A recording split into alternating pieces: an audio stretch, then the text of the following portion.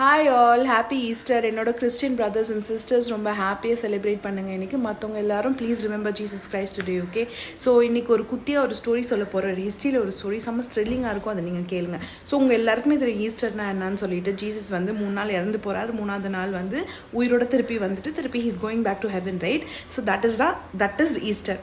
இப்போது இந்த 3 நாள் இறந்து போகிற விஷயத்தில் தான் நமக்கு முக்கியமான ஒரு த்ரில்லிங்கான மேட்டரே இருக்குது. என்னென்னா, அந்த ஏன்ஷியன்ட் டைம்ஸில் வந்து என்ன பண்ணுவாங்கன்னா, ஒருத்தவங்க இறந்து போயிட்டாங்கன்னா அவங்கள வந்து எம்பாம் பண்ணுவாங்க. எப்படின்னா, மேலேருந்து கீழே வரைக்கும் ஒரு கிளாத் பேண்டேட் வச்சு கட்டிடுவாங்க. I don't know if it's a பேண்டேட், if it's a normal cloth, but cloth மேலேருந்து கீழே வரைக்கும் கட்டிடுவாங்க. Cut to 3rd day Jesus வந்து ஏஞ்சிட்டாரு. கொகையில் தான் இன்னும் இருக்கார். தட் டூம் இன்னும் அவர் வெளியே போயிட்டு அவர் ரிவீல் பண்ணிக்கல தட் இஸ் அலைவ். ஓகே, இப்போ வந்து அவர் மேலே வந்து ஒரு கிளாத் சுற்றி இருக்குன்னு நான் சொன்னேன். ஸோ இப்போ இந்த கிளாத் அவர் வந்து ரிமூவ் பண்ணிவிட்டு அவர் வெளியே போய் எல்லாரையும் மீட் பண்ணணும். தட்ஸ் த ஃபர்ஸ்ட் ஸ்டெப், கரெக்டாக? இப்போ வந்து ஒரு ஜீசஸ் வந்து என்ன பண்ணியிருக்கலாம், எக்ஸைட் ஆகிட்டு அந்த கிளாத் அப்படியே ரிமூவ் பண்ணி தூக்கி போட்டுட்டு you would have just ran to his people. ஏன்னா, because you're excited, you're alive again, you have to show these people and you have to go back to heaven. You have like finished your டியூட்டியில். ஆனால் வந்து அந்த வேலை அவர் பண்ணவே இல்லை.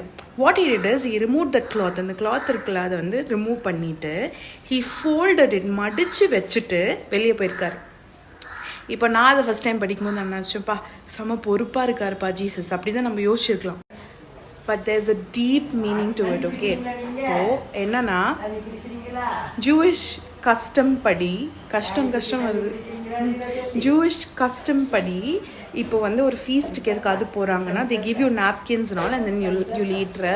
அப்போ வந்து if you are not done, நீங்கள் இன்னும் முடிக்கல, நீங்கள் சாப்பிட்டு முடிக்கல, ஜஸ்ட் போயிட்டு வந்துடுவீங்க, திருப்பி அதே இடத்துக்கு உட்காந்து வந்து சாப்பிட போகிறீங்க அப்படின்னா, அவங்க கொடுத்துருக்க நாப்கின்னா அவங்க நீட்டாக ஃபோல்ட் பண்ணி வச்சுட்டு போவாங்க. You understand? So that means that அவங்க they're not done yet, they're gonna come back. அதுதான் அதோட அர்த்தம். ஸோ நான் அது ஏன் சொல்கிறேன்னா, Jesus is also symbolically telling you that நான் அதை மடித்து வச்சுருக்கேன், which means I'm not done yet. நான் இன்னும் அப்படியே மேலே அப்படியே போயிட்டு அப்படியே உங்களை வந்து I'm not going to like desert you like offence.